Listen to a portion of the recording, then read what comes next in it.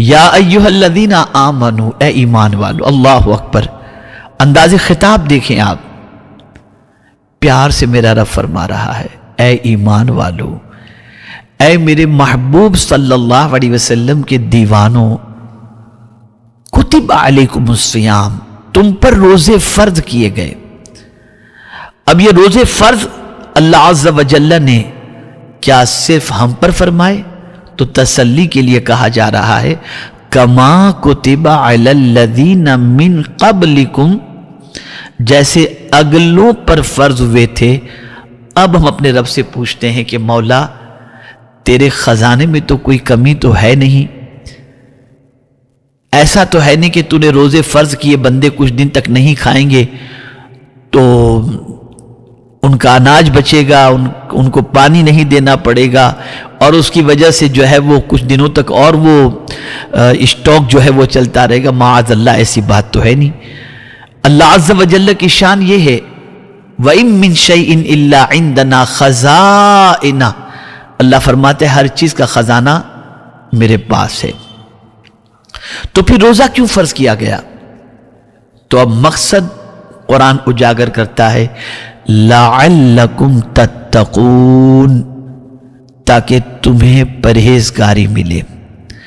پرہیزگاری، اللہ اکبر،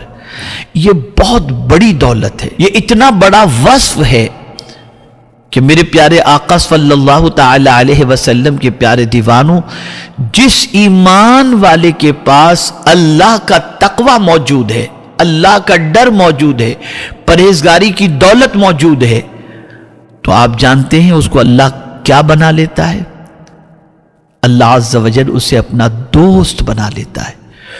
ولی کی تعریف قرآن نے کی الذین آمنوا وکانوا یتقون۔ تو اللہ چاہتا ہے کہ روزے کے ذریعے بندے کے اندر پرہیزگاری پیدا ہو، اور جب بندہ پرہیزگار بن جائے گا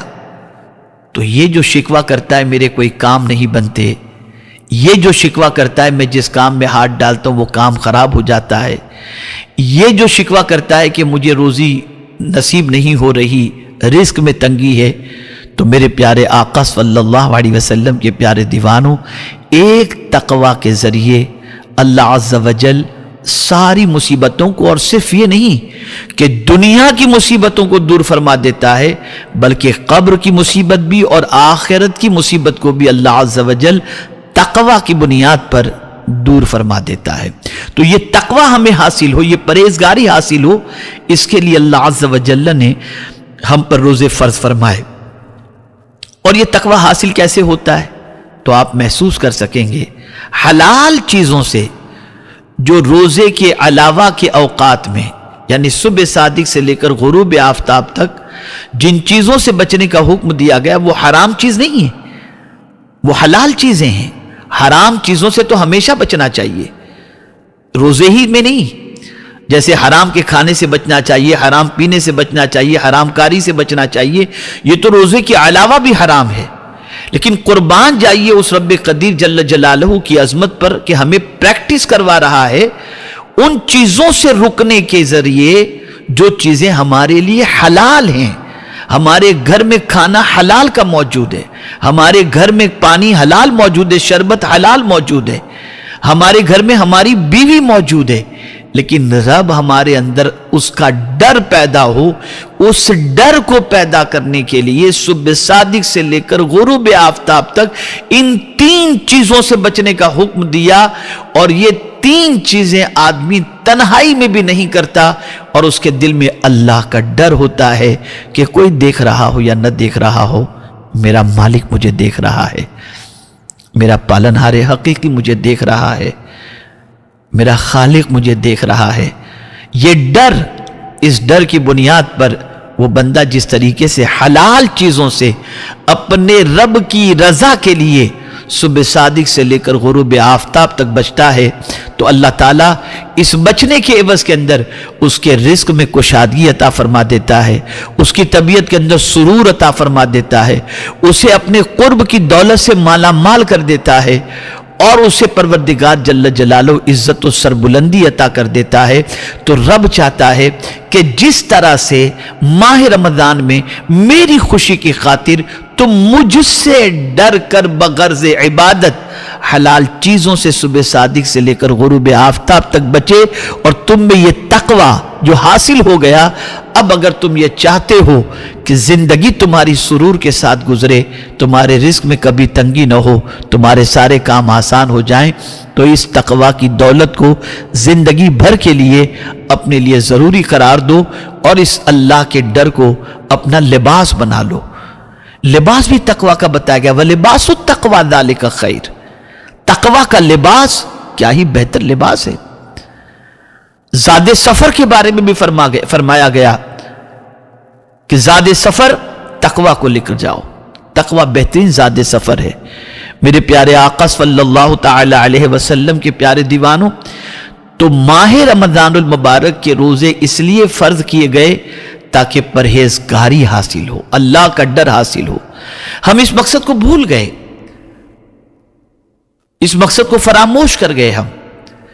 اور جب اس مقصد کو فراموش کر گئے تو روزہ رکھتے وقت صبح صادق سے لے کر غروب آفتاب تک یہ خیال تو رہتا ہے کہ کوئی نہیں، اللہ دیکھ رہا ہے، بھلے کوئی نہ دیکھ رہا ہو، لیکن اس کے بعد ہمارے ذہن سے یہ چیز اوجھل ہو جاتی ہے۔ تو اب میں آپ کو وہ باتیں عرض کرنا چاہتا ہوں کہ اگر کوئی بندہ روزے کے بعد تقوی کو اپنی زندگی کا شعار بنا لے اور مقصد روزے کو اگر پالے، یعنی متقی اور پرہیزگار بن جائے، تو اس کا انعام کیا ہے، اس کا فائدہ کیا ہے۔ میں 2 آیتیں آپ کی سماعتوں کے حوالے کرتا ہوں جس سے انشاءاللہ العظیم آپ اچھی طریقے سے سمجھ جائیں گے۔ دنیا کے ہر انسان کی طبیعت کے اندر یہ بات موجود ہے کہ وہ ناکام ہونا پسند نہیں کرتا، وہ کامیابی کو پسند کرتا ہے، اور اسی کامیابی کے لیے وہ نہ جانے کتنے جتن کرتا ہے، کبھی حلال و حرام کی تمیز نہیں کرتا۔ اور کامیاب ہونے کے لیے میں آپ کو بتاؤں، یہ یوٹیوب کا دور چل رہا ہے، اور آپ یوٹیوب پر مجھے سن رہے ہیں، کچھ لوگ ڈپلیکیٹ طریقے سے ایسے آدمیوں کو ہائر کرتے ہیں جس سے ان کے ویوز بڑھیں، اور اس ٹیکنیک کے ذریعے اپنے ویوز بڑھاتے ہیں تاکہ دنیا ہمیں بہت بڑا اسپیکر تصور کرے۔ اللہ ماشاءاللہ، میں سب کی بات عرض نہیں کرتا ہوں، کچھ ایسے بھی ہیں جن کو واقعی لوگ سنتے ہیں،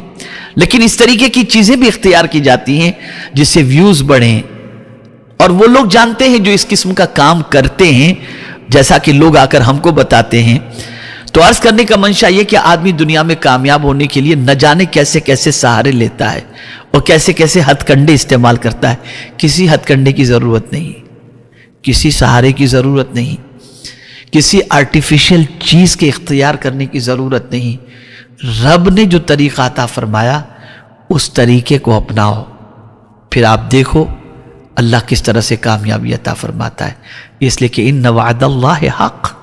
بے شک اللہ کا وعدہ حق ہے۔ ان اللہ لا یخلف المیعاد،